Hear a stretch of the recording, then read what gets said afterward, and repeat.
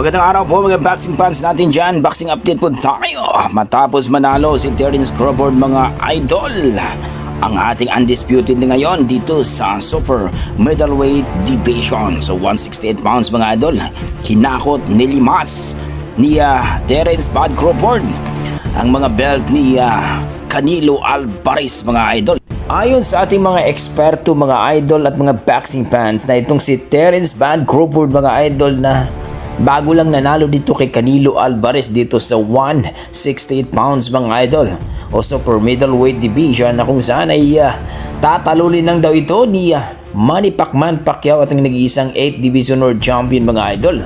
Kung sa prime pa ni Manny Pacquiao daw at maglaban sila dito sa welterweight division o 147 mga idol.